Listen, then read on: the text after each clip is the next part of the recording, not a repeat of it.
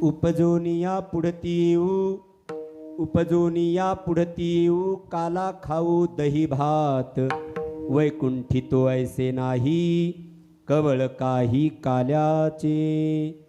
एकमेका देऊमुखी, एकमेका देऊमुखी, सुखे घालू हुंबरी, वैकुंठी तो ऐसे नाही, कवळ काही काल्याचे. तुका म्हणे वाळवंट,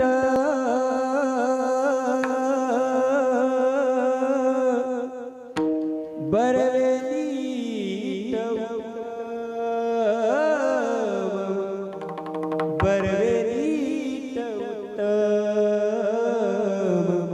वैकुंठी तो ऐसे नाही, कवळ काही काल्याचे, कवळ काही काल्याचे, कवळ काही काल्याचे. नमो ज्ञानेश्वरा, नमो ज्ञानेश्वरा, नमो ज्ञानेश्वरा, नमो ज्ञानेश्वरा. निवृत्ती उदारा सोपान देवा, निवृत्ती उदारा सोपान देवा, निवृत्ती उदारा सोपान देवा, निवृत्ती उदारा सोपान देवा. मुक्ताबाई नमो त्रिभुवन पावनी, मुक्ताबाई नमो त्रिभुवन पावनी. मुक्ताबाई नमो त्रिभुवन पावनी, मुक्ताबाई नमो त्रिभुवन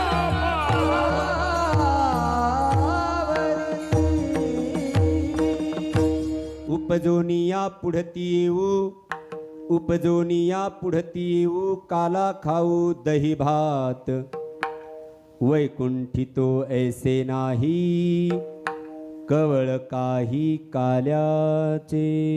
प्राप्तस्थळी संप्राप्त सेवेकरता गायलेला अभंग.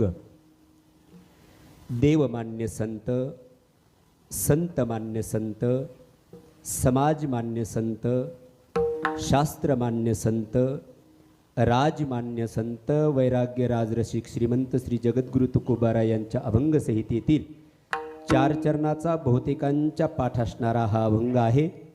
प्रस्तुत अभंगामध्ये श्रीमंत श्री जगद्गुरु तुकोबाराय काल्याबद्दलचे आपल्या अंतकरणात असणारी आवड, प्रीती, आस्था, प्रेम या अभंगामध्ये व्यक्त करतात. विठ्ठल विठ्ठल विठ्ठल विठ्ठल विठ्ठल विठ्ठल अभंगावरती यथामती यथावकाश यथा समज सात्विक तात्विक काहीसं वास्तविक चिंतन करण्याचा आपण प्रयत्न करूया. तत्पूर्वी कार्यक्रमाच्या संदर्भाने थोडा परिहार देणं अत्यंत महत्त्वाचं आहे. कारणाशिवाय कार्य घडत नाही. ज्या अर्थी त्या अर्थी ज्या अर्थी एवढा भव्य दिव्य उत्सव या ठिकाणी चालू आहे त्याचं प्रयोजन आपल्या सर्वांना ज्ञात आहे. तरी पण वक्ता या नात्याने काही परिहार देणं माझ्यासाठी कर्मप्राप्त आहे. म्हणून आपल्या सर्वांचे सुपरिचित आदरणीय वैकुंठवासी स्वर्गीय विठोबा सोनोबा लांडे पाटील व पूज्य मातोश्री इंदुबाई विठोबा लांडे या पूज्य मातापित्यांच्या 6व्या पुण्यस्मरणाच्या निमित्ताने अथवा पुण्यतिथीच्या निमित्ताने भव्य दिव्य असा हा उत्सव या ठिकाणी संपन्न होतो आहे. त्यातील आजचा हा काल्याचा दिवस आहे. हे 6वं पुण्यस्मरण या परिवाराच्या वतीने मातापित्यांचं होत आहे. खरं तर पुण्यासारख्या सिटीमध्ये 6वं पुण्यस्मरण आमच्यासाठी थोडं विशेष आहे. संपत्ती असेल तिथे संस्कृती असतेच असं काही सांगता येत नाही. काही ठिकाणी संस्कृती असेल तर संपत्ती असेल असंही सांगता येत नाही. पण काही ठिकाणी जर संपत्ती आणि संस्कृती दोन्ही एकत्र दिसत असतील तर ज्ञानोबाराय म्हटले समजून घ्या माझी विभूती आहे.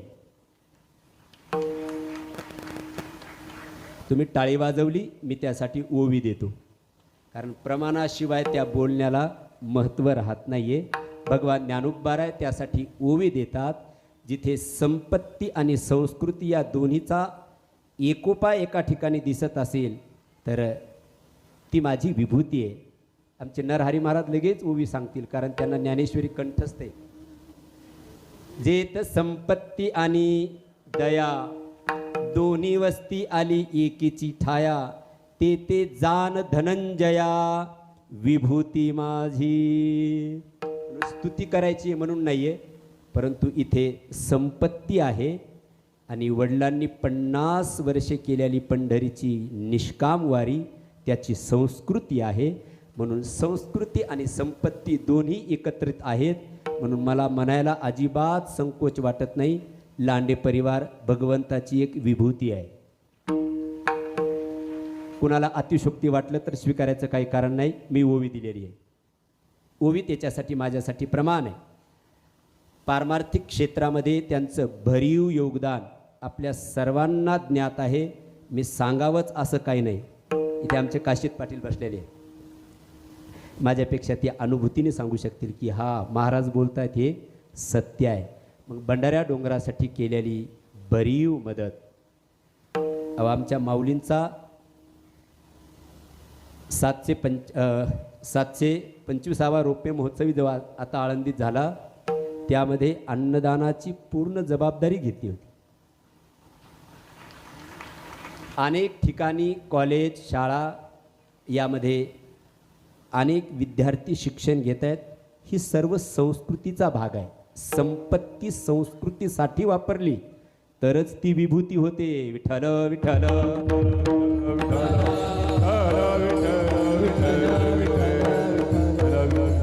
कारण देण्यासाठी फक्त संपत्तीच असावी असं नाही. दातृत्व पण लागतं, औदार्य लागतं. आणि औदार्य संस्कृतीचा पाठीमागे असणारा पुरवठा असल्याशिवाय दातृत्व प्रदान होऊ शकत नाहीये. मी आळंदीतच राहतो त्याच्यामुळे मला हे सर्व काही माहिती. मी यावर अजून 15-20 मिनटं बोलेन एवढी त्यांच्याबद्दलची मला माहिती आहे. परंतु परोपकारासाठी आपलं धन वापरताय त्याच्यातच त्याचं सर्व काही सार्थता आहे. नाहीतर काहींना असूनसुद्धा द्यावं वाटत नाही. आमचे गुरुदेव म्हणायचे काहींच्या खिशात हात घातला की पार बाहेर निघतो. त्यांना द्यायची इच्छा असते पण द्यायला काही नाही.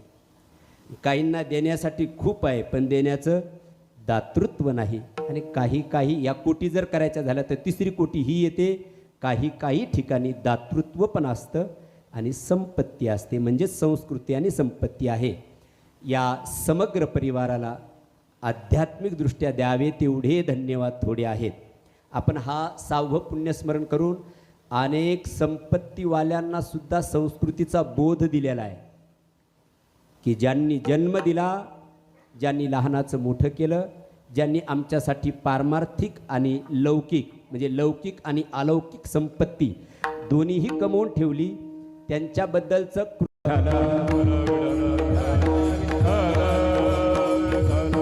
मग हा समग्र परिवार, त्यामध्ये आदरणीय श्री विलास विठोबा लांडे या भोसरीचे प्रथम आमदार साहेब उपस्थित आहेत. मला फोन केल्यावर म्हटले आपली तारीख हवी आहे. मी म्हटलं आता तुमच्या इथे तारीख नाही द्यायची म्हणजे कुठे द्यायची? म्हटले मग लिहून घ्या. बोलू तर चालेल ना साहेब? मला म्हटले महाराज तुमची फी काय असेल?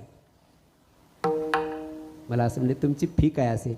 मी म्हटलं आम्ही आळंदीत राहतो, आळंदीच्या परिसरात जर फी ठरवत असेल तर आम्ही ज्ञानोबारायाबद्दल कृतज्ञता व्यक्त करूया. आळंदीच्या परिसरात तरी ठरवू नये, नाही बाकी ठिकाणी ठरवतो आम्ही परंतु आळंदीच्या परिसरात, कारण ज्या ज्या परिसरातून मधुकरी जिथेही जात असेल, कोणत्याही धर्मशाळेचे विद्यार्थी मधुकरीला येत असतील पण जाती ती आळंदीला, म्हणून आळंदीच्या परिसरात मला असं विनम्रतेने वाटतं, मी कुणात याची उपेक्षा करतो असातला भाव नाही आहे, कमीत कमी आळंदीच्या परिसरात तरीही ठरवू नये. काय ते कळून घ्या. विठ्ठल विठ्ठल विठ्ठल विठ्ठल विठ्ठल विठ्ठल. भंडारा डोंगराला जर 2 करोड रुपये दिले असतील तर तुकाराम महाराजाला दिले म्हणजेच आम्हाला दिले. अजून काय त्याच्यापेक्षा मागावं? आणि आम्हाला गरजच पडी तर आम्ही तुमच्या दारासमोर बसून धरणं नाही, हक्काने मागू आम्ही. कारण साधूला मागायचा हक्क आहे, जेव्हा कमी पडलं तेव्हा मागू. चला द्या, भिक्षाम देही. मधुकरी मागायचा आम्हाला धर्मच आहे आमचा. मी म्हटलं आम्ही प्रसन्नतेने सेवा करण्यासाठी येऊ इच्छितोय, मी अवश्य येतो. आदरणीय या भोसरीचे पहिले आमदार ते आहेत, आपल्याला सुद्धा वंदन करतो. त्यांचे पुत्र विश्वनाथ विठोबा लांडे, माजी नगरसेवक पिंपरी चिंचवड. मला हे सांगायचे विशेष राहिलं की विठोबा बाबा आमच्या डांगे पंच धर्मशाळेचे 50 वर्ष पंढरीचे वारकरी आणि आश्रमाचे धर्मशाळेचे अध्यक्ष होते. जसं आता पण जीवनाच्या अर्धा काळ जर वारकरी संप्रदायात गेला असेल तर या परिवाराच्या ब्लडमध्ये जीन्समध्ये परमार्थ आहे. पिंपरी चिंचवड मनपा, नाथसून सो सुभागी विक्रांत लांडे, नातू विराज विश्वनाथ लांडे, नगरसेवक पिंपरी चिंचवड मनपा, नाथसून सो कांचन विराज लांडे आणि बाकी नाती विनया सुधीर मुंगसे, विशाखा आदित्य शिंदे, पंतू चिरंजीव सुमित सुधीर मुंगसे, चिरंजीव आर्यन सुंदीर मुंगसे, चिरंजीव विरास, चिरंजीव विरया, चिरंजीव विधी, हा समग्र परिवार आणि या परिवाराच्या वतीने आजचा हा कृतज्ञतेचा सोहळा या ठिकाणी संपन्न होतो आहे. विठ्ठल विठ्ठल.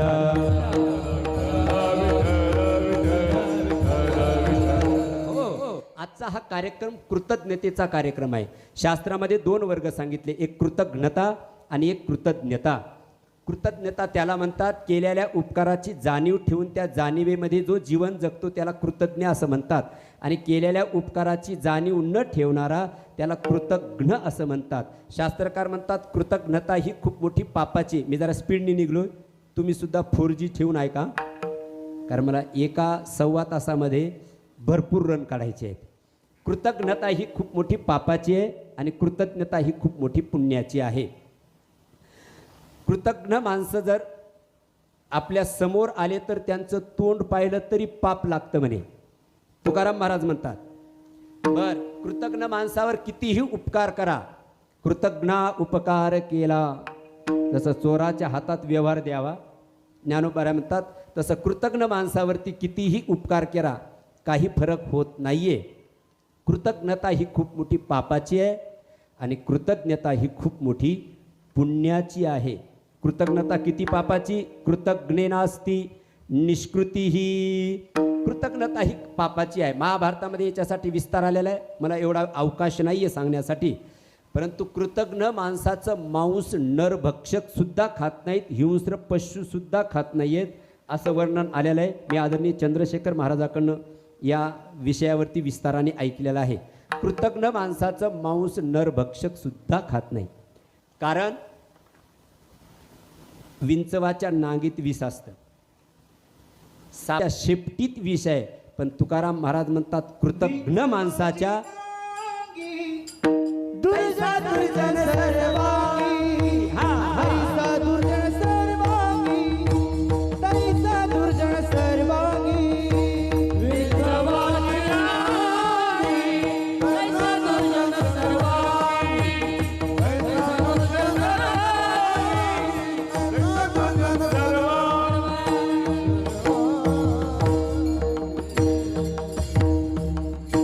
तुका म्हणे विंचू नांगी किंवा तुका म्हणे विंचवाची नांगी तैसा दुर्जन सर्वांगी. दुर्जन माणसाच्या सर्वांगात विषय. दुर्जन नाम कृतज्ञ.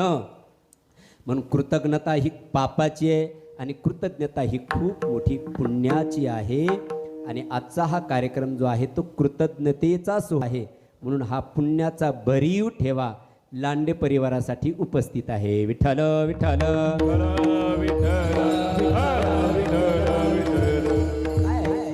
पूर्वज जर प्रसन्न असतील ना तर संपत्ती टिकून राहते आणि संस्कृती पण टिकून राहते. आणि ज्यांचे पूर्वज प्रसन्न नसतील तर आहे ते पण कसं निघून जातं हे त्या घरमालकाला कळत नाहीये. म्हणून ज्ञानोबाराने सांगितलं पूर्वजांच्या संदर्भाने. लोक म्हणतात श्राद्ध किती दिवस केलं पाहिजे, पुण्यस्मरण किती दिवस केलं पाहिजे. जोपर्यंत बापाची इस्टेट आपण खातो वापरतो तोपर्यंत केलं पाहिजे, तोपर्यंत केलं पाहिजे. कारण त्यांचे उपकार, त्यांनी कमवून ठेवलेली इस्टेट, त्याचे वारसदार आपण झालो तर त्यांच्याबद्दलची कृतज्ञता व्यक्त करणं हे आपलं कर्तव्य आहे. जोपर्यंत आपण त्यांची संपत्ती वापरतो तोपर्यंत. नाहीतर ते त्यांची शक्ती, त्यांची ऊर्जा दशवद्वार भेदन करून, लक्षपूर्वक आहे का, ते स्वसामर्थ्याने त्यांचा मोक्ष त्यांनी हस्तगत केला असता. पण तीच ऊर्जा आपल्यासाठी वापरली, आपल्याला जन्म दिला, आपल्यासाठी सर्व कर्तृत्व त्यांनी करून ठेवलं, त्यांच्याबद्दलची कृतज्ञता व्यक्त होत असेल तर ज्ञानोबाऱ्या म्हणतात तिथेच संपत्ती राहू शकते. म्हणून ते यज्ञ करायला सांगितले पूर्वजांसाठी. अध्यापनम ब्रह्मयज्ञ पितृयज्ञस्तु तदर्पणम अग्निदेवो बलिर्भूतो नृयज्ञ आतिथ्य पूजनम. ज्ञानोबाऱ्याची ओवी घ्या. अग्निमुखी हवन न करील देवता पूजन, प्राप्त वेळ भोजन ब्राह्मणाचे विमुख होईल गुरुभक्ती, आदरून न करील अतिथी. तो न्यायशास्त्राचा श्लोक आहे आणि त्या श्लोकाच्या अर्थाच्या ज्ञानोबाराय आपल्याकडे ओव्या देतात. 5 यज्ञ केले पाहिजे म्हणे पूर्वज साहेब. पूर्वज संतुष्ट होण्यासाठी, तृप्त होण्यासाठी 5 यज्ञ केले पाहिजे. मी इथे येतोय, काय चालू आहे ते सांगायचे मला. अध्यापनम ब्रह्मयज्ञ, एक देवयज्ञ, दुसरा भूतयज्ञ, तिसरा अतिथी यज्ञ, चौथा ऋषी यज्ञ आणि 5वा मातृपितृयज्ञ. हे 5 यज्ञ करावेत पितृ तृप्त होण्यासाठी. म्हणून तो पतंती पितृ हेश्याम लुप्त पिंडो दकः क्रियः. त्याच्यातला ऋषी यज्ञ ऐका ऐका, देवयज्ञ, भूतयज्ञ, अतिथी यज्ञ सर्व चालू इथे. 5ही यज्ञ चालू आहेत. देवयज्ञ चालू आहे, देवासाठी जी क्रिया केल्या जाते त्याला देवयज्ञ म्हणतात. भूतयज्ञ पूजेच्या ठिकाणी केल्या जाईल तो यज्ञ. देवयज्ञ, भूतयज्ञ, अतिथी यज्ञ. एवढे अतिथी आलेत, यांचा सन्मान यथायोग्य चालू आहे. हा अतिथी यज्ञ चालू आहे. आणि चौथा चालू आहे ऋषी यज्ञ. ऋषी यज्ञ म्हणजे कथा, कीर्तन, प्रवचन, हरिपाठ, भजन, काय ज्ञानेश्वरी पारायण असेल, हा सर्व विधी जो दिसतो इथे ना, हे प्रदर्शन नाही आहे, हे दर्शन आहे. कदाचित कोणी म्हणू शकतं पैसा आहे म्हणून प्रदर्शन. प्रदर्शन करण्यासाठी सुद्धा आतमध्ये दर्शन करण्याची भूमिका असली पाहिजे. हे प्रदर्शन नाही आहे, हे दर्शन आहे. त्यालाच ऋषी यज्ञ शास्त्रकार म्हणतात. तो ऋषी यज्ञ आदरणीय विठोबा बाबा आणि आदरणीय इंदुबाई माता यांच्या स्मरणार्थ चालू आहे. याचंच नाव आहे पितरांची तृप्ती करणं. विठ्ठल विठ्ठल.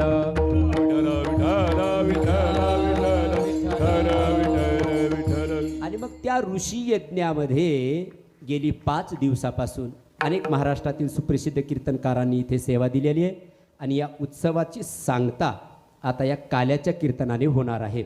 वारकरी संप्रदायामध्ये कोणताही उत्सव असो, त्या उत्सवाची सांगता ही काल्याच्या कीर्तनाने होत असते. काला हे सांगतेचं द्वैतक आहे. काल्याचं कीर्तन शब्द डोळ्यासमोर आला की सर्वांच्या डोळ्यासमोर चित्र उभं राहतं दहीहंडीचं. आणि दहीहंडी एकदा फुटली की उत्सव संपला असं संयोजक मंडळीला जाहीर करावं लागत नाही. काला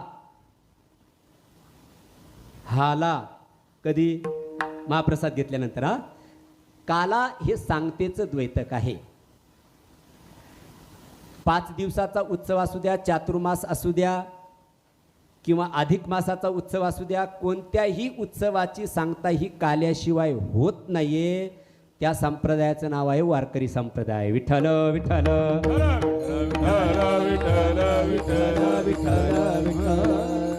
काला या शब्दाची फक्त संकुचित व्याख्या करू नका. काला म्हणजे फक्त दही आणि लाही याचं मिश्रण एवढाच अर्थ नाहीये. थोडं 5 मिनिटं माझ्याकडे लक्षपूर्वक द्या. काला वारकरी संप्रदायाचा पाया आहे. काला शब्दामध्ये वारकरी संप्रदायाची सर्व नियमावली, सर्व आचारसंहिता साठलेली आहे. काला काला म्हणजे काय? आम्ही सहज म्हणतो काला म्हणजे दही लाही. 2 पदार्थाचं एकत्रीकरण याचं नाव आहे काला. पण एवढ्यावर थांबून जमणार नाही. काला म्हणजे सदाचार, काला म्हणजे भगवत भक्ती आणि काला म्हणजे जीव ब्रह्म ऐक्य. विठ्ठल विठ्ठल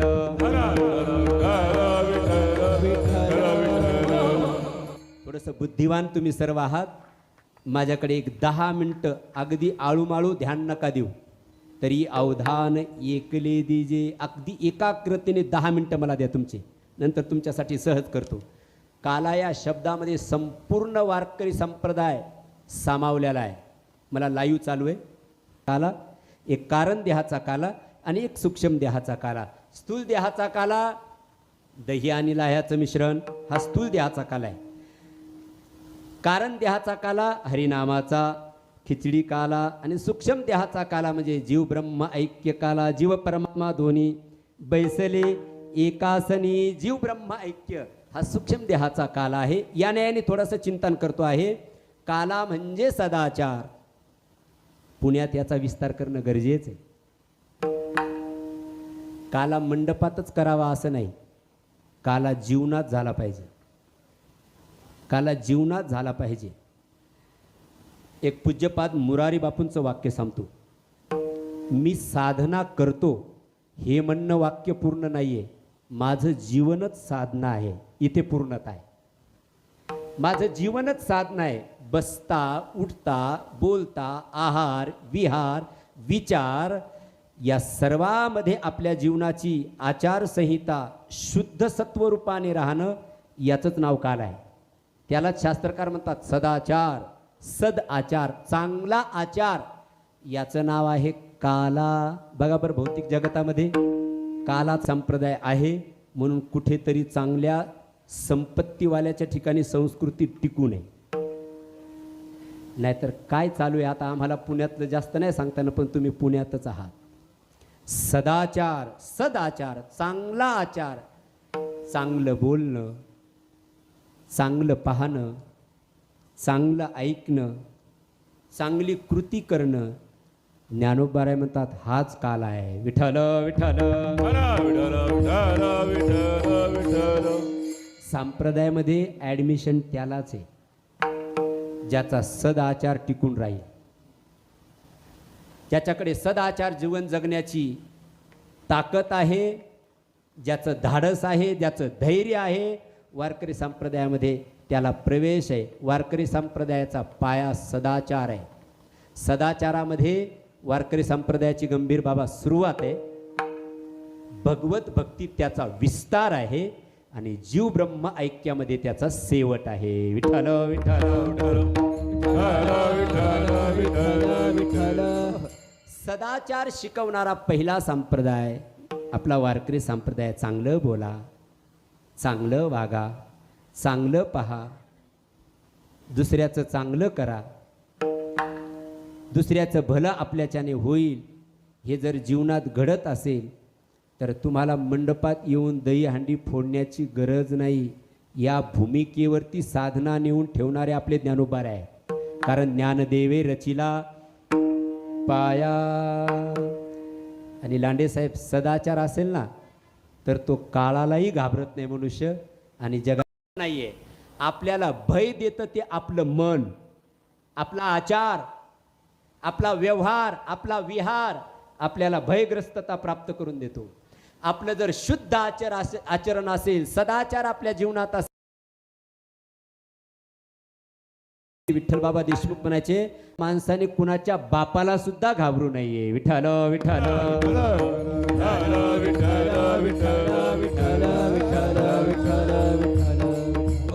म्हणून सदाचार म्हणजे काला. आपल्या सर्वांना राऊत महाराज माहित आहेत. ते म्हणत असतात, ज्याला सदाचार जमू शकतो त्यांनीच माळ घालावी. त्यांचं एक वाक्य आहे, क्षमा मागतो, त्यांच्यापर्यंत जाऊ शकते हे वाक्य. ते म्हणायचे, ते म्हणतात माळ त्यांनीच घालावी आणि घालायची तर चांगली घालावी. माळ विठ्ठल विठ्ठल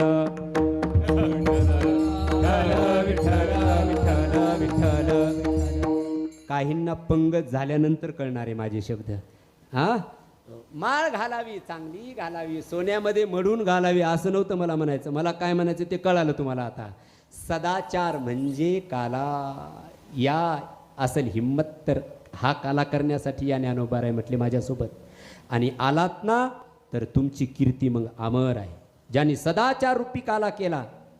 हे अर्थ कसे काढले मला माहिती. इथे एक विद्वान माणूस बसलेला आहे, मी याचा विस्तार करणार आहे चांगला. हा अर्थ कुठून काढा त्याचा विस्तार करणार आहे. मला सांगायचं काय मुद्दा, सदाचार रूपी जर काला केला ना, 50 वर्ष सदाचार रूपी पंढरीचा वारकरी पंथाचा काला केला तर 6वं पुण्यस्मरण होईपर्यंत सुद्धा तुमचा विसर पडत नाहीये. हा सदाचार रूपी काल्याचं फल आहे. विठ्ठल विठ्ठल. आदरणीय बाबा पहिलवान होते म्हणे, पण ते वारकरी संप्रदायातले पण पहिलवान होते. 50 वर्ष वारी केली. किती 50 वर्ष वारी करणं हे बोलणं एवढं सोपं नाहीये.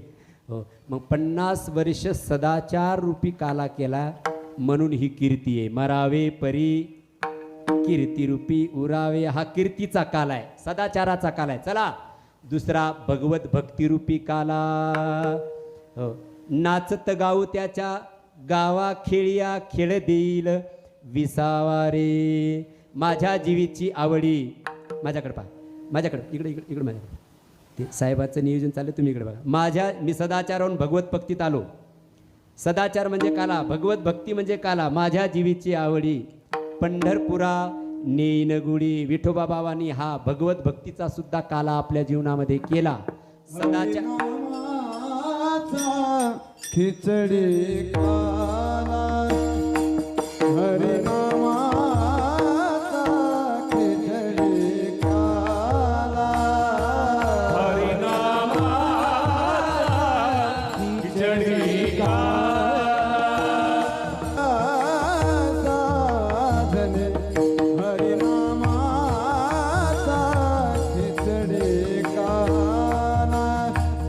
हरिनामाचा खिचडी काला.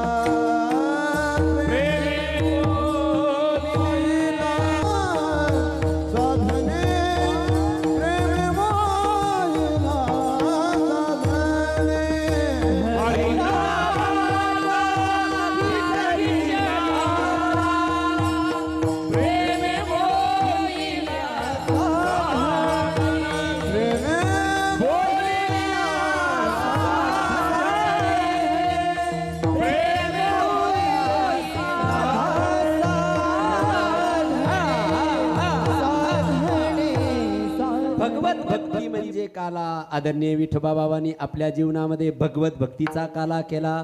जरा लक्षपूर्वक आहे का मी काय बोलतोय. हे असं जीवन जगलं तरच आपला काला होईल, नाही तर आपल्याला हाला अमरधामात. बाकी दुसरं काय. किती पैसा असला म्हणजे तुमचा एवढा उत्सव होऊ शकतो. उत्तर द्या, बोला, नाही तर मला निघून जावं लागेल. पैसा असला म्हणजे एवढा उत्सव होऊ शकतो नाही, नको. तुमच्याकडे साहेब क्षमा करा मला, एखादा मोठा पदवान माणूस आहे, पद असलं म्हणजे असा उत्सव होऊ शकतो नाही. नाही, हे पारमार्थिक उत्सव होण्यासाठी सदाचाराची भूमिका त्या व्यक्तीची असली पाहिजे, भगवत भक्तीची भूमिका त्याच्या जीवनाची असली पाहिजे, म्हणजेच काला असला पाहिजे. नाही तर मग म्हणावं लागतं त्यांच्या बाबतीत चांगलं सांगा. आता काय सांगा, आम्हाला कधी कधी असा प्रसंग येतो. आता हा अभंगाच्या न्यायाने त्यांच्या जीवनाशी तादात्म्य साधून चिंतन सांगण्यासाठी मला का प्रेरणा मिळू शकते, कारण त्यांनी त्यांच्या जीवनात तसा विस्तार केला भगवत भक्तीचा. म्हणून नसतं तर मग डायरेक्ट काल्यात प्रवेश केला असता मी. म्हणून सदाचाराचा काला त्यांनी त्यांच्या जीवनात केला. 50 वर्षे पंढरीच्या वारीच्या भगवत भक्तीचा काला त्यांच्या जीवनात केला. या 2 गोष्टी घडल्या म्हणूनच जीव ब्रह्म ऐक्याचा सुद्धा काला त्यांच्या जीवनामध्ये झाला. हा जीव ब्रह्म ऐक्य काला, सदाचार रूपी काला, भगवत भक्तिरूपी काला जीवनामध्ये त्यांनी केला. म्हणून हा उत्सव या ठिकाणी संपन्न होतोय. पण महाराज प्रश्न आहे, तुम्ही हे 3 प्रकार केले, हे कोणत्या अंगाने जरा पटवून द्या. काय आहे, मराठी भाषा आहे. वृत्ती बदलली महाराज, वृत्ती बदलली की शब्दाचा अर्थ बदलतो. काला या शब्दात 2 व्यंजन आहेत. कोणते कोणते? एक ककार आणि दुसरा लकार. बाराखडी तर येत असेल ना. म्हणाला आम्हाला एवढं अज्ञानी समजता का? एक ककार व्यंजन आहे आणि एक लकार व्यंजन आहे. वृत्ती बदलली की अर्थ बदलतो. मी सदाचार म्हणजे काला, भगवत भक्ती म्हणजे काला आणि जीव ब्रह्म ऐक्य म्हणजे काला, हे कशा अंगाने सांगतोय त्याच्यासाठी थोडा विस्तार करतो आहे. वृत्ती बदलली की पदाचा शब्दाचा अर्थ बदलत असतो. आणि त्यातल्या त्यात ही मराठी भाषा आहे. मराठी भाषा अर्थ काढण्यासाठी कधी कधी ध्वनीतून अर्थ निघतो, कधी कधी क्रियेतून अर्थ निघतो आणि कधी कधी पदातून अर्थाची निर्मिती होते. कधी कधी ध्वनिजन्य अर्थ प्राप्त होतो, कधी कधी क्रियाजन्य अर्थ आणि कधी कधी पदजन्य अर्थ. ध्वनी अर्थाचा जनक आहे लांडे साहेब. एखादा त्याला ध्वनिजन्य अर्थ म्हणतात. एखादा विशिष्ट ध्वनी कानावर आला की आपल्याला ती ध्वनी तिथल्या कार्याचं ज्ञान करून देते. उदाहरण पटवून द्या, सामान्य उदाहरण द्या. एखाद्या भोसरीमधल्या कॉलनीमध्ये एखादी व्यक्ती प्रविष्ट झाली आणि त्याच्या कानावरती ध्वनी आला, शुभमंगल सावधान तदैव लग्नं सुदिनं तदैव ताराबलं. शब्द कानावर आला, कानावर तो ध्वनी आला की त्या ठिकाणच्या क्रियेचं ज्ञान त्या ध्वनीमुळे होतं का नाही? मग काय समजतो तो मनुष्य तो कानावर ध्वनी आल्यावर इथं कोणीतरी मेलं, असा अर्थ निघतो का? नाही. मग शुभमंगल सावधान शब्द कानावरती आला, तो ध्वनी तिथला अर्थ तिथला क्रियेचं ज्ञान आपल्याला करून देतो की इथे कुणाचा तरी विवाह संपन्न होतो आहे. याला म्हणतात ध्वनी अर्थाचा जनक आहे. ध्वनी अर्थाचा जनक आहे, याला ध्वनिजन्य अर्थ म्हणतात. तीच व्यक्ती दुसऱ्या कॉलनीत गेली आणि तिथे कानावरती ध्वनी आला, रस्त्याने जात असताना, बरा होता की कसा गेला एवढं माझ्यावर प्रेम करत होता.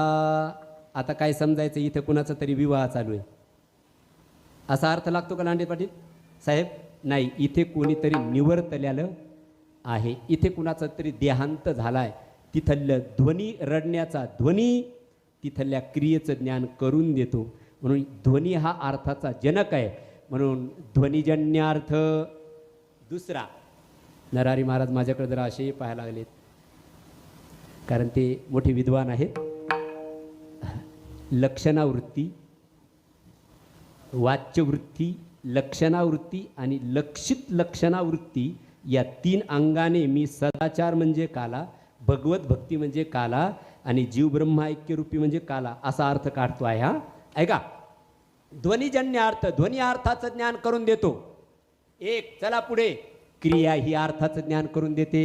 एखादी विशिष्ट क्रिया केली की तिथलं ज्ञान प्राप्त होतं. उदाहरणार्थ शाळेत मुलं जातात, आपण पण गेलेलो आहेत. गुरुजी, एक विशिष्ट क्रिया तिथलं ज्ञान करून देते. गुरुजी काय रे, पळ लवकर. काय बोलला का विद्यार्थी तो? नाही. त्यांनी काय केलंय? फक्त करंगळी दाखवली, एक विशिष्ट क्रिया केली तर त्यातलं ज्ञान त्या गुरुजीला लगेच झालं. हे केलं की हां शाळेच्या प्रांगणात आहे ना, शाळेच्या एक विशिष्ट क्रिया केली की ज्ञान, याला म्हणतात क्रियाजन्य ज्ञान. क्रिया ही अर्थाचं ज्ञान करून देते. बरं हे नाही कळालं तर ओ इकडे बघा, इकडे बघा, इकडे बघा, हे नाही कळालं तर मी सामान्य भूमिकेत पटवून देतो तुम्हाला. समजा आता कीर्तन चालू आहे आणि असंच कीर्तन मी जर 11 वाजेपर्यंत चालू ठेवलं, समजा चालू ठेवलं, तर तुम्ही एक जण पाठीमागून उठला 11 वाजता आणि मला असं करू लागला,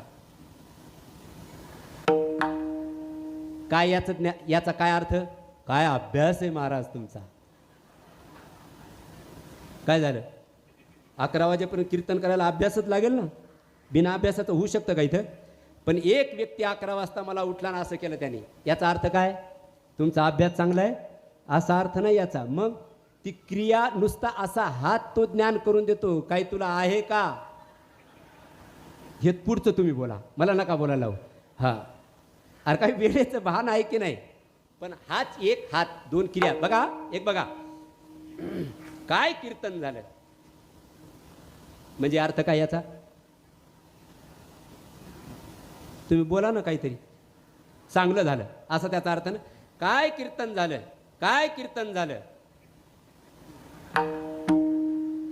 मी वाक्य एकच बोललोय, बोलण्याच्या टोनमध्ये सुद्धा माझा काही फरक पडलेला नाही. बघा तुम्ही, काय कीर्तन झालं, काय कीर्तन झालं, ध्वनी एकच काढलाय मी, क्रिया एकच केली, परंतु खाली हात केला तर कीर्तन पडलं. कसं काय पडत असतो कीर्तन, लोकांनी कुठून शब्द काढे काय माहित, कीर्तन पडलं. आणि एक अर्थ आहे, काय कीर्तन झालं, कसं झालं, ठोकून झालं म्हणे कीर्तन. विचारला अभंग कोणता घेतला होता, कोणता अभंग घेतला होता सांग ना. हो कीर्तन पडणं, मला विनोदाचा भाग सोडा, काय कीर्तन झालं ही क्रिया, वा वा सुंदर कीर्तन झालं. काय कीर्तन झालं, कीर्तन झोपलं पडलं, एक विशिष्ट क्रिया अर्थाचं ज्ञान करून देते. म्हणून ध्वनिजन्य अर्थ, क्रियाजन्य अर्थ. सासूबाई सुनाला म्हणली, बाई काय चहा केला, हात वर केला तरी अर्थ वेगळाच आहे, कारण टोन बदलला. ध्वनिजन्य अर्थ, म्हणून क्रिया ही अर्थाचं ज्ञान करून देते, ध्वनी अर्थाचं ज्ञान करून देते. ध्वनिजन्य अर्थ, क्रियाजन्य अर्थ. आणि तिसरा अर्थ सांगितला शास्त्रामध्ये पदजन्य अर्थ. एक विशिष्ट पद म्हटलं की त्या पदाचा अर्थ डोळ्यासमोर लागतो. उदाहरणार्थ, पण कधी कधी मराठी भाषा एका पदासाठी अनेक अर्थ असतात आणि एका अर्थासाठी अनेक पद असतात. 1-2 मिनटं लक्ष पुरं. काय एक पद आहे पाणी, पाणी, पाणी म्हटलं की डोळ्यासमोर आला आपल्या H2O. हां पाणी म्हटलं की आपल्याला अर्थ कळाला. पण एक पद वापरलं पाणीसाठी, पण पाण्यासाठी एकच पद आहे का, नाही. संस्कृत भाषेत जा तुम्ही, पाण्यासाठी किती शब्द आहेत बोला बरं नरहरी महाराज.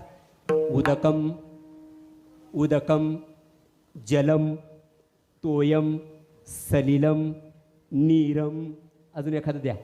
हां तुम्ही कोणी सांगा ना एखादं. तुम्ही म्हणसाल तू काय दिसणार मला, पाकिटातले काही तुम्हाला देतो मी. पण सांगितलं तर ऐका, उदक, जल, तोय, सलील, नीर, पाणी, शब्द एकच आहे, अर्थ मात्र अर्थ एकच आहे. शब्द अनेक आहेत, शब्द अनेक आहेत. एका शब्दाचे अनेक अर्थ होतात आणि अनेक अर्थासाठी एक पद असतं. उदाहरणार्थ हरिपद घ्या, हरिपदाचा अर्थ काय, वानर, सिंह, बर, देव, देव, पशु असे अर्थ केलेले आहेत. एका पदाचे अनेक अर्थ, अनेक अर्थासाठी, एका अर्थासाठी अनेक पद. म्हणून वाच्यवृत्तीने एक अर्थ निघतो, लक्षणावृत्तीने एक अर्थ निघतो आणि लक्षित लक्षणावृत्तीने एक अर्थ निघतो. म्हणून वाच्यवृत्तीने काला, दही आणि लाह्या, लक्षणावृत्तीने सदाचार म्हणजे काला, काला सदाचार म्हणजे काला, भगवत भक्ती म्हणजे काला आणि जीव ब्रह्म ऐक्य म्हणजे काला. आणि या काला शब्दामध्ये वारकरी संप्रदाय आहे. तुकाराम महाराज म्हटले, हा सदाचार रूपी काला, जीव ब्रह्म ऐक्य रूपी काला, भगवत भक्ती रूपी काला सेवन करण्यासाठी आम्ही पुन्हा पुन्हा जन्माला येऊ. अभंगाचं पहिलं चरण.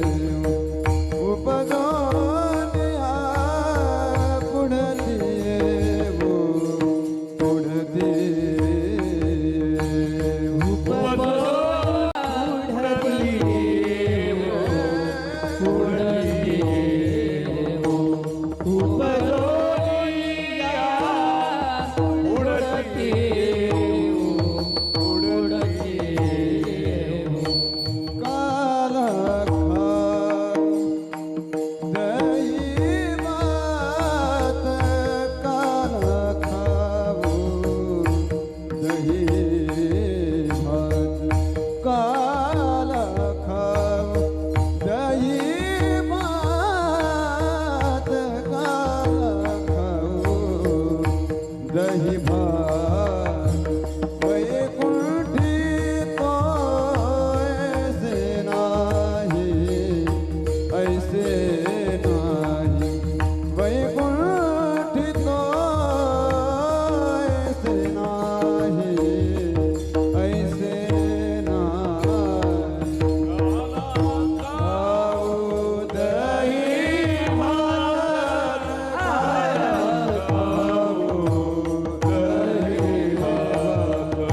खाऊ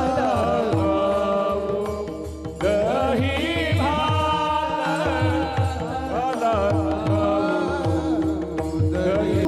वैकुंठी तो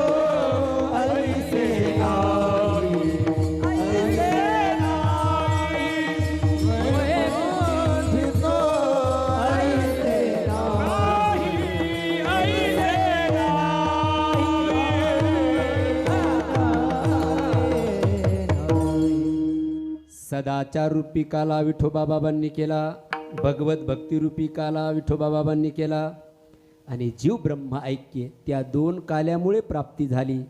पण हरिभक्त जे असतील ना ते मोक्षासाठी आतुर नाही आहेत.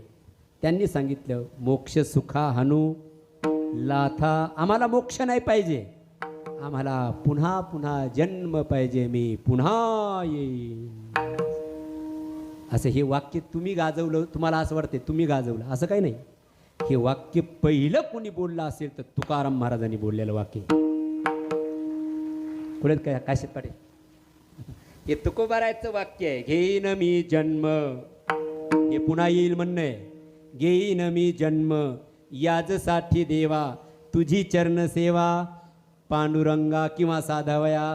तुकाराम महाराज इथे सुद्धा तेच बोलतायत की देवा हा सदाचार रूपी काला, भगवत भक्ती रूपी काला, जीव ब्रह्म ऐक्य रूपी काला सेवन करण्यासाठी आम्ही पुन्हा जन्माला येऊ. उपजून या पुढती येऊ, काला खाऊ दही भात. आता इथे देवभक्ताचा संवाद आहे. तुकोबार आहे देवाशी बोलताय. दोघात होतो त्याचं नाव संवाद, अनेकात होतो त्याचं नाव वाद. पण तुम्ही म्हटले दोघात होतो त्याचं नाव संवाद, मग आमच्या घरी का संवाद होत नाही? तुमचं पुण्य फळाला आलं. दोघात होतो त्याचं नाव संवाद, अनेकात होतो त्याचं नाव वाद, मग घरी दोघंच आहेत, संवाद का नाही आहे? बोलू का? थोडीशी आचारसंहितेची कमी असेल ना सत्संगाची, मग संवाद होत नाही घरी सुद्धा. आणि पारमार्थिक जर भूमिका घरात असेल तर दोघात घरी सुद्धा संवाद होऊ शकतो, वाद सुद्धा संवाद होऊ शकतो. वादे वादे जायते तत्वबोध, हा इथपर्यंत होऊ शकतं. दोघात होतो त्याचं नाव संवाद. इथे देवभक्ताचा संवाद आहे. तुकोबाराय म्हणले देवा उपजून या पुढती येऊ, काला खाऊ दही भात.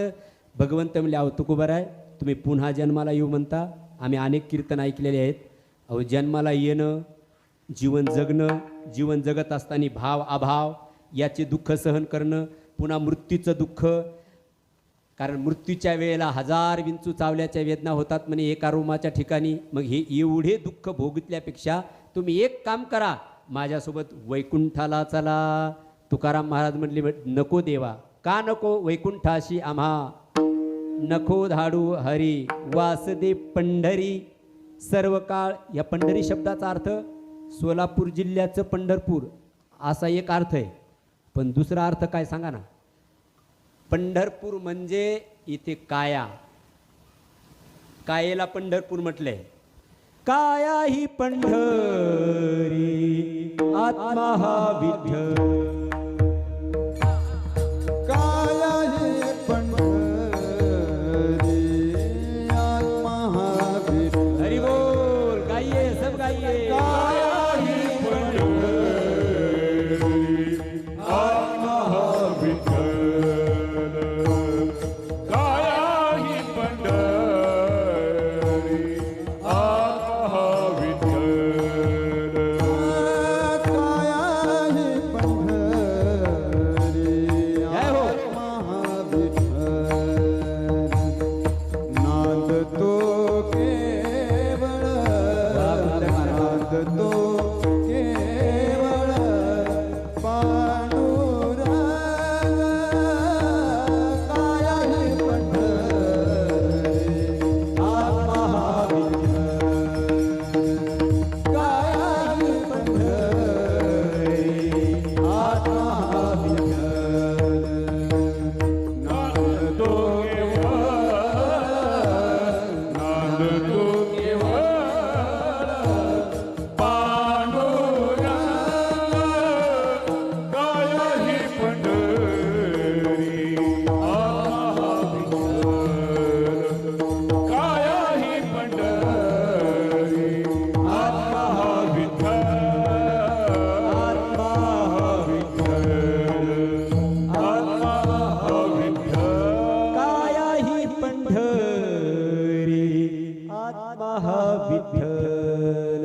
माझ्यापेक्षा खूप बुद्धिवान आहात, पण एक वाक्य बोलू.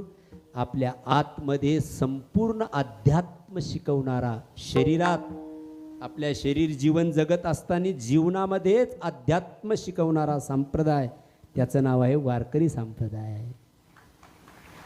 ही कायाच पंढरी आहे. या कायेमध्ये आत्मारूपी परमात्मा वास्तव्य करतो आहे ना. तुकाराम महाराज म्हणली, ही कायारूपी पंढरीमध्येच पुन्हा मला जन्माला घाल. उपजोनी या पुढती येऊ, काला खाऊ दही भात. अहो त्यापेक्षा तुम्ही वैकुंठाला चला ना. तुकोबाराय म्हटले नको. का नको? म्हणजे वैकुंठी तो ऐसे नाही. कैसे नाही? हा असा भक्तीचा उत्सव जो आहे ना लांडे साहेब, हा वैकुंठात नाहीये. मग म्हणे काला वैकुंठी दुरावा, विशेष लाभा संता सांगे, लाभा संता सांगे.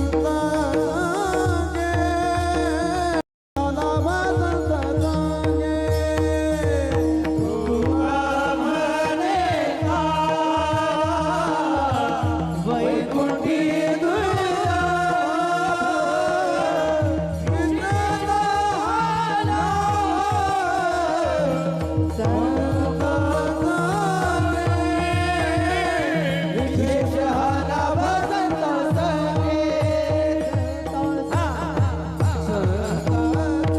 तुका म्हणे काला वैकुंठी दुर्लभ, विशेषः लाभ संत संगे. हा संतांच्या संगतीत काला मिळतो आणि तो सत्संग करण्यासाठी मृत्यूलोकात पुन्हा जन्माला यावंच लागेल. हा वैकुंठात काला नाही. वैकुंठी तो ऐसे नाही, कारण समान अधिकरणात घेणं देण्याचा व्यवहार होत नाहीये. म्हणून इथे जन्माला यावं लागेल. मी भक्त तू देव ऐसे करी. आणि असं जेव्हा होईल ना, मग काला देतो पंढरीनाथ, ही क्रिया घडते. म्हणून देवा पुन्हा आम्हाला जन्माला घाल. वैकुंठी तो ऐसे नाही, कवळ काही काल्याचे. पहिल्या चरणामध्ये काल्याबद्दलची आवड व्यक्त केली. दुसऱ्या चरणामध्ये काल्याचं दुर्लभत्व सांगितलं, वैकुंठित्व ऐसे नाही. तिसऱ्या चरणामध्ये काला सेवन करण्याची पद्धत सांगितली कुंदन महाराज. एकमेक देवमुखी, हा एकमेक देवमुखी,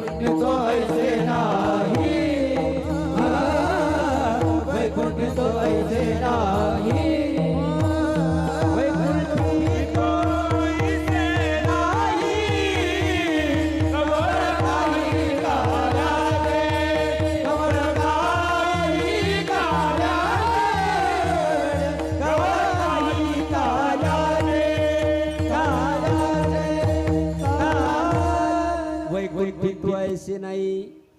आता खरं सांगा, खरंच वैकुंठात कॅमेरे असतील का? आपण तर पाहायला गेलो नाही, परंतु इथेच म्हणावं लागेल, इथेच वैकुंठ आहे. एक प्रमाण आहे असं, सर्ग नरक कर्म ब्रह्म चहू प्राप्तीशी मनुष्य धर्म. मृत्यूलोकच स्वर्ग आहे, मृत्यूलोकच वैकुंठ आहे. भूवैकुंठ पंढरपूर. या न्यायाने जर विचार केला तर तुकाराम महाराज म्हणते, देवा या मृत्यूलोकात जो भक्तिरसाचा आनंद आहे तो वैकुंठात नाही. म्हणून वैकुंठित्व ऐसे नाही, कवळ काही काल्याचे. मग काला कसा करणार तुम्ही इथे? एकमेका देऊ मुखी. ज्ञानोबाऱ्याची ओवी बोलू, भूता परस्परे. हा पण एक काला आहे, हा पण एक काला आहे. थोडंसं कॅमेरावाले साहेब थोडंसं बाजूला, मला त्यांचे चेहरे दिसू द्या. ज्ञानोबारायांनी कृतीचा काला नाही सांगितला, ज्ञानोबारायांनी वृत्तीचा काला सांगितला आपल्याला करायला. आपली वृत्ती जर काल्याच्या संदर्भाने तयार असेल तर आपण दररोज काला करतोय. आपले जर एकामेकातला द्वेष, ईर्ष्या, मत्सर निवृत्त झाला तर आणि प्रेम भाव प्रगट होत असते तर समजून घ्या आम्ही उठता बसता दररोज काला करतोय. भूता परस्परे जडो मैत्र जीवाचे. कदाचित हे जर साध्य झालं ना तर आपण खरा काला केला. विठ्ठल विठ्ठल. प्रेमाचा संदेश देणारे पहिले संत जर झाले तर ते ज्ञानोबार आहे. ज्योत से ज्योति जगाते चलो, हा काला आहे. ज्योत से ज्योति जगाते चलो, प्रेम की गंगा बहाते चलो, प्रेम की गंगा बहाते चलो, प्रेम की गंगा बहाते चलो. पसायदान विश्वगीत का झालं त्याचं कारण आहे, जर ज्ञानोबाराची एवढी ओवीतला एवढा तुकडा जगाने जर स्वीकारला ना, भूता परस्परे जडो मैत्र जीवाचे, तर युद्ध कुठेच होणार नाही. ज्ञानोबाराय प्रेमाच्या पथिकेवरची मार्गदर्शक आहे. तुम्ही प्रेम रूपी काला स्वीकारा. प्रेम सुख देई, प्रेम सुख घेई किंवा देई. प्रेमाविन नाही समाधान, आणि समाधान म्हणजेच काला आहे. झाले समाधान. लय बोलावं वाटतं पण वेळेची मर्यादा. झाले समाधान तुमचे देखिले चरण, आता उठावेसे म्हणा येत नाही नारायणा. घरी काला होऊ शकतो, सुनमधील सासूमध्ये, जावा जावांमध्ये काला होऊ शकतो, भावा भावात काला होऊ शकतो. बघा बरं लांडे परिवार, हा काला आहे, हा काला आहे, हा समन्वय, हा काला आहे. विचाराचा समन्वय, आचाराचा समन्वय, प्रेमाचा समन्वय. ज्ञानोबारा याला तर काला म्हणताय. विठ्ठल विठ्ठल.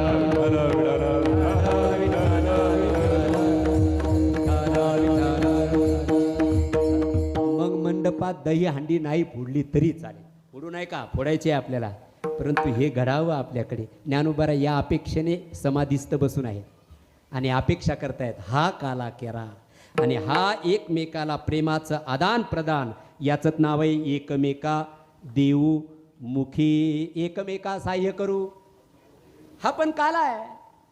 लांडे पाटील एवढा मोठा कार्यक्रम करतात, आपल्याला एवढा मोठा करता येत नाही ना. बरं मग श्रवणाला जाऊ, पंक्तीला वाढण्याचं समजून घ्या. वृत्ती कुठंतरी भटकलेली आहे. काला नाही होणार आहे. फक्त पाहिल वा वा वा वा, काय मंडप आहे हो, काय तो मंडप, काय ते झुंबर, काय ते मृदंगाचार्य आदरणीय बाबा, काय तो पाठीमागचा बोर्ड, काय ते गायक. हे नाही कळालं तुम्हाला का? जाऊ अजून 2-4 वर्षापूर्वी पाठीमाग. ते हे फक्त प्रदर्शन पाहिल, दर्शन करणार नाही. इथे येऊन पण मनाची स्थिरता होत नसेल तर मन कुठेतरी गेलेलं आहे. मन कुठे तरी गेलेलं आहे. आपल्या आतमध्ये काय आहे हे आपल्या कृतीतून कळत असतं. मन स्थिर झालं, मन करारे प्रसन्न, सर्व सिद्धीचे साधन, मोक्ष अथवा बंधन, सुख समाधान चित्ताचे. काही माणसं इथं बसून सुद्धा चटयाचे दोरे काढतात. का बरं? मन नाहीये. हा, आणि तुकाराम महाराज म्हणले मन स्थिर नसेल तर प्रपंचही होत नाही, परमार्थही होत नाही. परमार्थ चित्त करारे निर्मळ,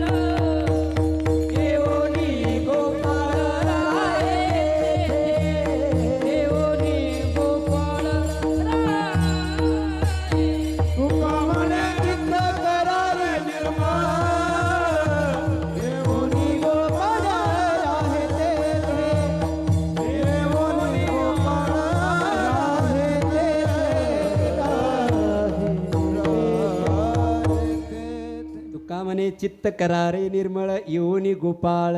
मी चांगलं ओळखतो त्यांना, मी त्यांच्याच भागातला आहे. मी औंढा नागनाथचा आहे पण राहायला आळंदीत आता. हा मी करणार आहे उपसंहारामध्ये 5 मिनिटात सर्व करणार आहे.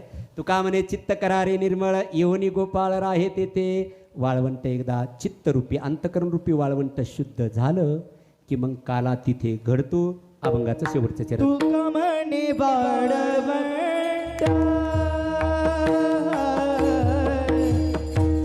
तुका म्हणे वाळवंट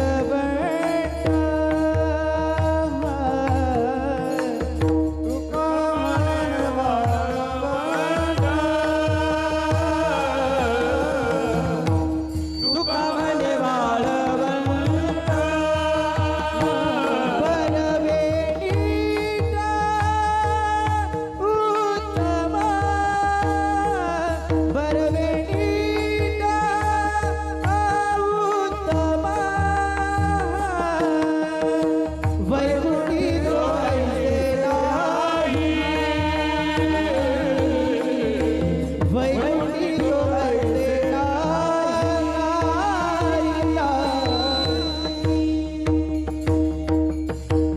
विठोबार कुमाई विठोबार कुमाई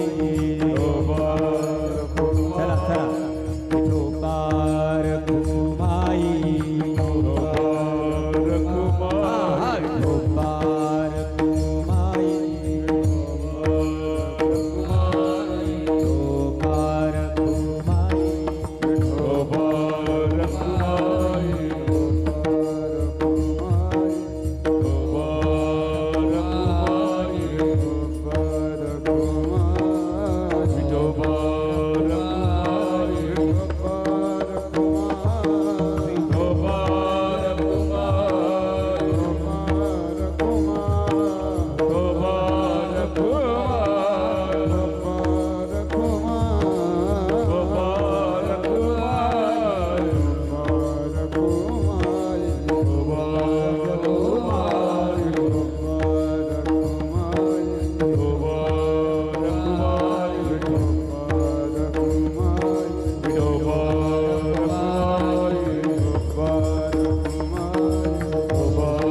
कुमाई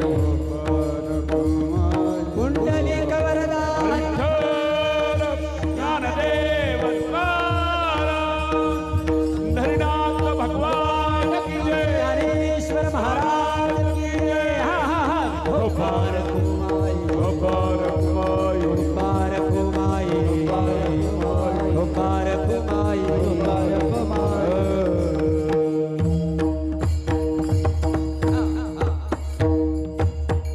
अजून एक 10 मिनिटं तुमची घेणार आहे मी आणि एक खोडी सांगून कीर्तनाला या ठिकाणी परमात्म्याची एक लीला कोणती तरी सांगून माझ्या वाणीला पूर्णविराम देणार आहे. तुका म्हणे वाळवंट काय इथं खोड्या बी सांगता आल्या असत्या. आम्ही भागवत सांगणारी माणसं आहे, परंतु व्यासपीठाची गरिमा पण जपली पाहिजे. हे व्यासपीठ एक विचाराचं व्यासपीठ दिसलं मला. मी फक्त तुमच्या टोप्या नाही पाहिल्या, टोपीतल्या आतलं पण पाहिलं. आपण आध्यात्मिक क्षेत्रामध्ये भावनेला पण आदर देणारे माणसं आहे.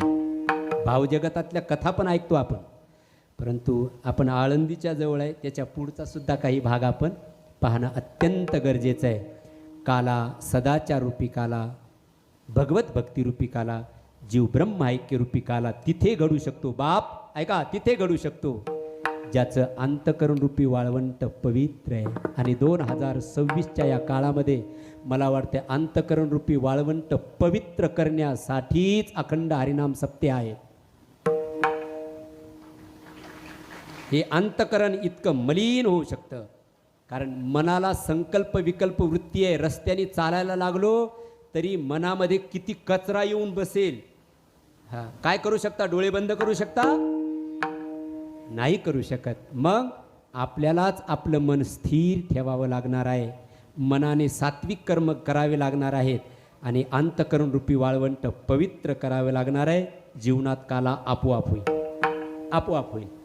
पण त्याच्यासाठी प्रयत्न आपल्याला करायचे बरं का. अप्पदीपो भव, करावी तातडी नाही नाही, करावी तातडी परमार्थी. आपल्यालाच प्रयत्न करावे लागतील आणि आपलं अंतकरण, कारण मन आहे कुठे घेऊन जाईल आणि कधी मनाला अंतकरणाला अपवित्र करेल, वाळवंटाला सांगता येत नाहीये. हे एका मिनिटात दिल्लीत जातं, एका मिनिटात इथं येतं. जाता येता न लगे वेळ. ओ बाबा बसा खाली, बसा खाली, बसा खाली. अजून पंगत बसायची, बसा बसा. हो कोण नाही उठलं? याचं नाव आहे मन. कधीही आपल्याला कुठे घेऊन जायला सांगता येत नाही. किती वाजले? मी बघल ना, माझ्याकडे घड्याळ आहे, तुम्ही का बघितलं? मन आहे, मन आहे. मन एका मिनिटात डिस्टर्ब व्हायला वेळ लागणार नाहीये. म्हणून मन स्थिर झालं रे झालं की परमार्थ सफल होतो, वाळवंट शुद्ध होतं. तुका म्हणे वाळवंट बर्वे नीट, उत्तम वैकुंठित्व ऐसे नाही कवळ काही काल्याचे. मग हा काला कुठे केला देवानी? गोकुळामध्ये केला. उत्तर प्रदेशामध्ये गोकुळ. परमात्म्याचा जन्म झाला मथुरेमध्ये आणि परमात्मा तिथून गोकुळात आला. लगेच येत असतो कीर्तनात. आमचे एक महाराज होते, सुडके महाराज, तिकडे नगरकडे. ते म्हणायचे काल्याचं कीर्तन म्हणजे असा कृष्ण आला आणि असा मथुरेत गेला, वाळवंटामध्ये गेला आणि काला केला म्हणे. परमात्म्याचा कारागृहामध्ये जन्म झाला. कुणाच्या उदरी झाला सर्व तुम्हाला माहिती आहे. काय येतो? यदा यदा हि धर्मस्य जब जब होई धर्म के हानी, बाळही असुर अधम अभिमानी. तब तब प्रभु धरी विविध शरीरा, हरहि कृपा निधी सज्जन पीरा. परमात्मा श्रावण वद्य अष्टमीला प्रगट झाला. पप्पा काय रे, मला इथे ठेवू नका. मग कुठे घेऊन चला? नंदाच्या घराला, घराला, नंदाच्या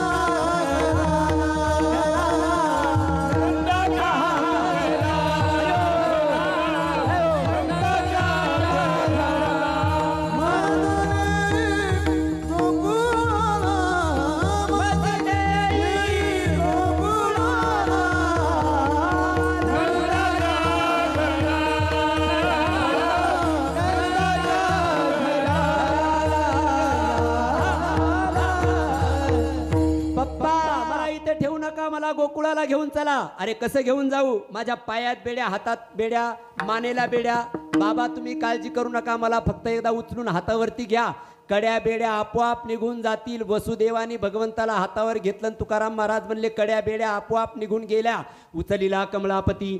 पायीचे बंधन गळती. हे बंधन म्हणजे माया आहे. हरी हरी तुम्ही मनारे. जीव जेव्हा ईश्वराची सामिप्य करतो ना, तेव्हा मायारूपी बेड्या आपोआप तुटून जातात. महाराज हरी हरी तुम्ही मनारे सकळतेने मायाजाळ तुटतील.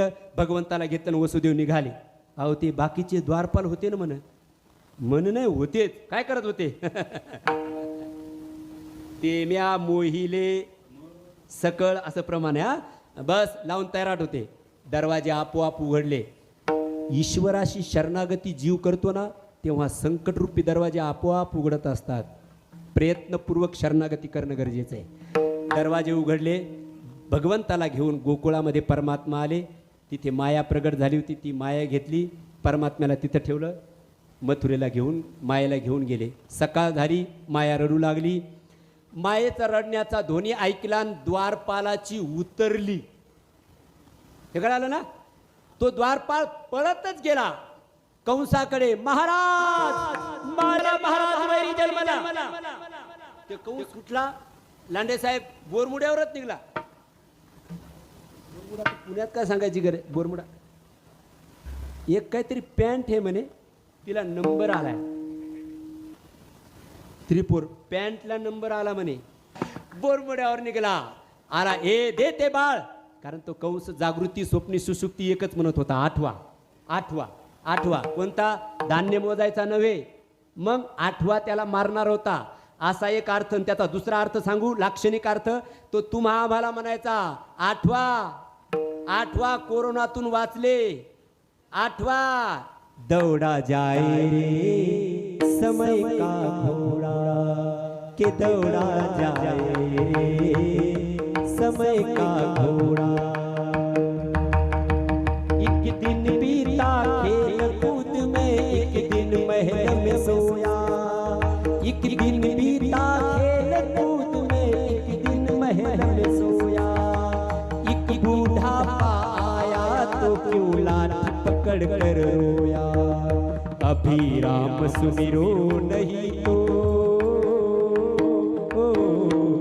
अभी राम सुमिरो नहीं तो पड़ेगा काल हथौड़ा दौड़ा जाए समय का घोड़ा के दौड़ा जाए समय का घोड़ा दौड़ा जाए समय का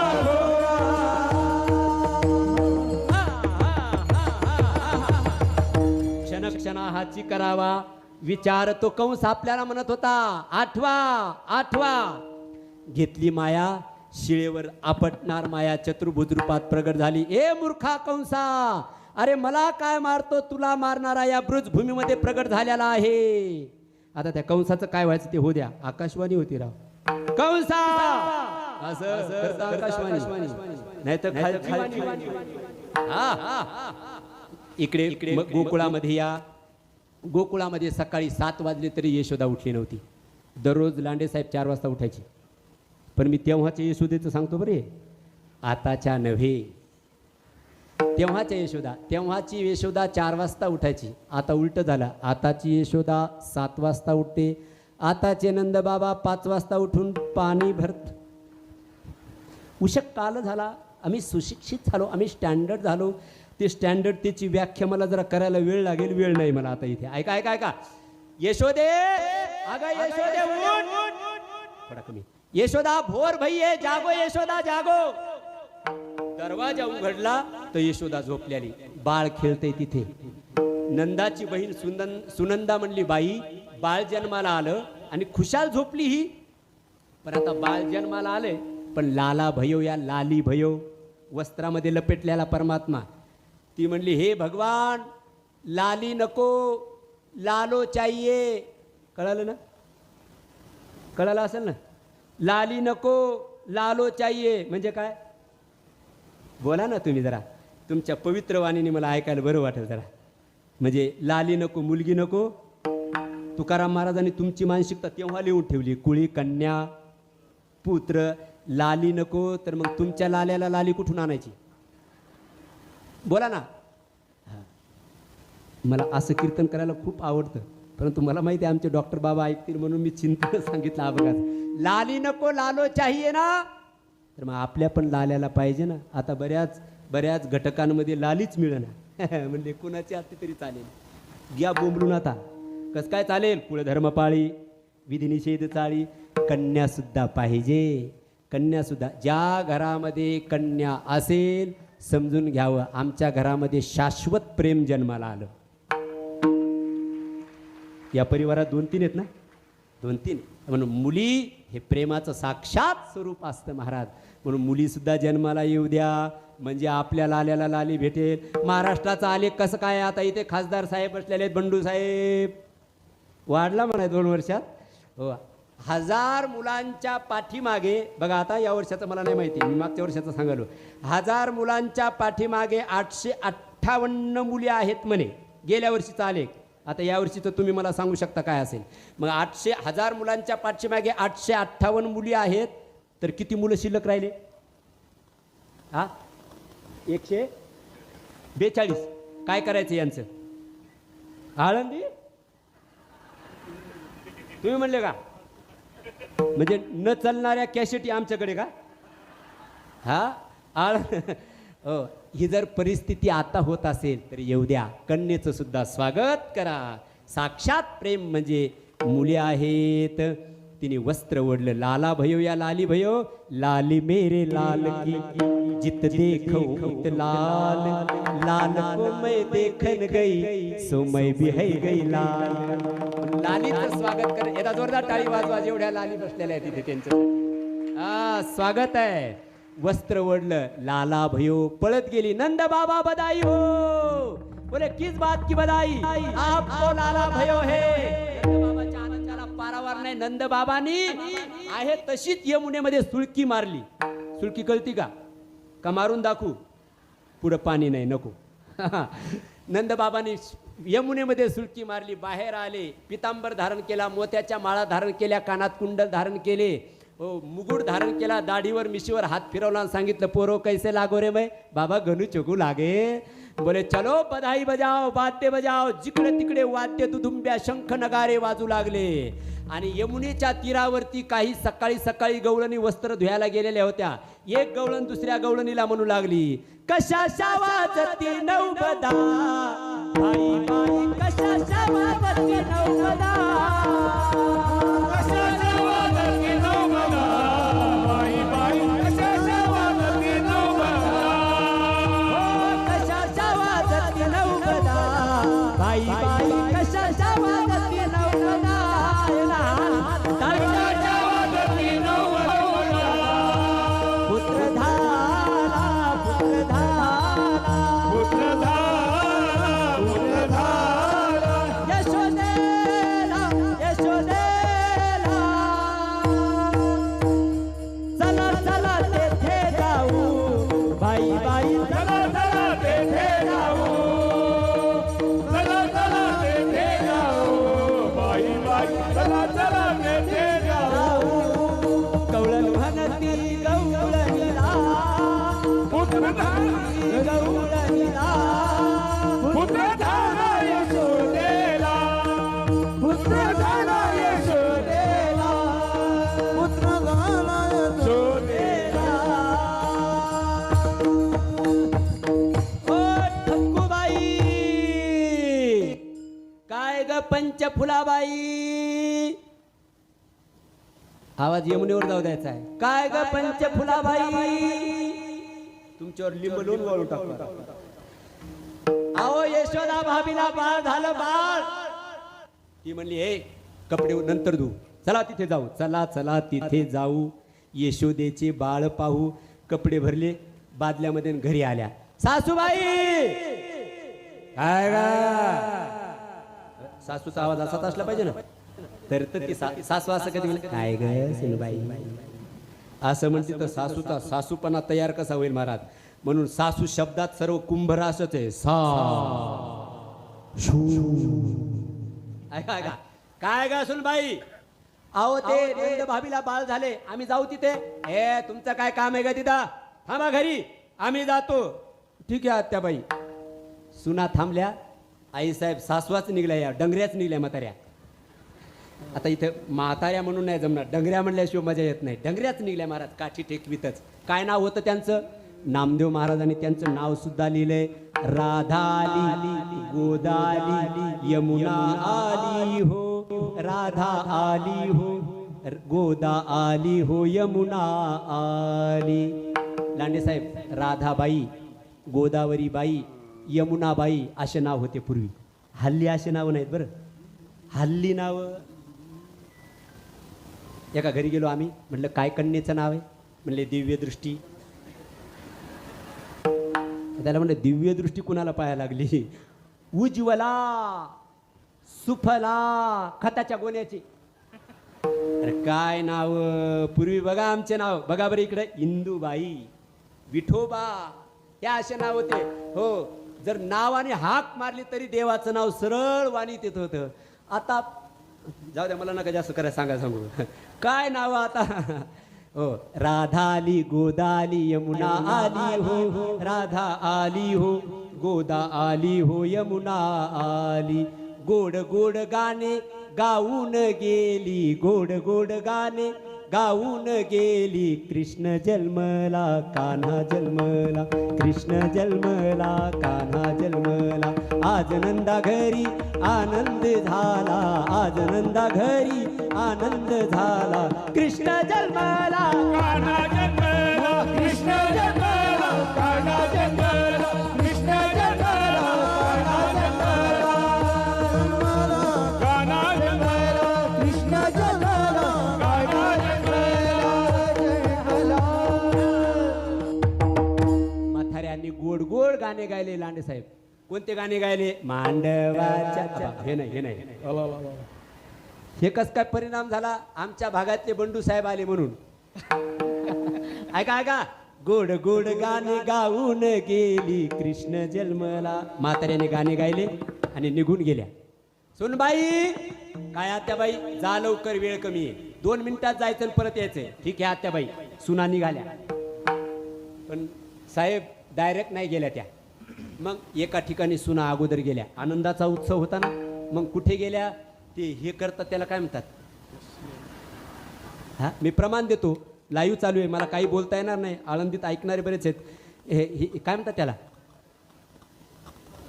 हा मला ऐकायला येत नाही, मी जरा बैर आहे. ब्युटी खरं आहे. आता समजा लांडे साहेबाचे चिरंजीव हे आम्ही आमच्यासारख्याला हे माहीत असणं बरं आहे. आणि आमच्यासारख्याला त्या ब्युटी पार्लरमध्ये गेल्या म्हणे असं म्हणतात, महिलांनी 5 प्रकारचा शृंगार करावा. पुन्हा ऐका, महिलांनी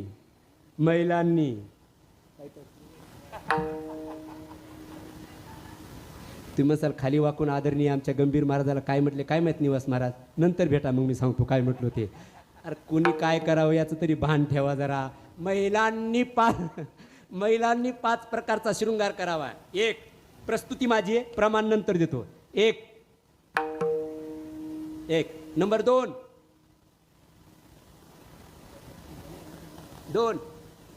नंबर 3 बरेच चष्मा खाली करून पाहायला लागले असं.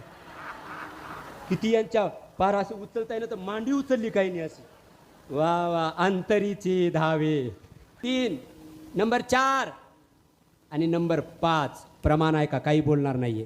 भांगी भरोनी गुलाल हो आदरणीय खंडाळकर गुरुजी. भांगी भरोनी गुलाल ऐशा 5 गवळणी 5 रंगाचा शृंगार करुणी 5 रंगाचा शृंगार करुणी ऐशा आल्या 5 गवळणी आल्या 5 बरोबर का? मग असं कसं काय मी पण आल्या 5 गवळणी. कोण कोण होतं? 1 मराठी आरक्षण दिलेलं आहे. 1 मराठी 1 कानडिया 1 मुसलमानी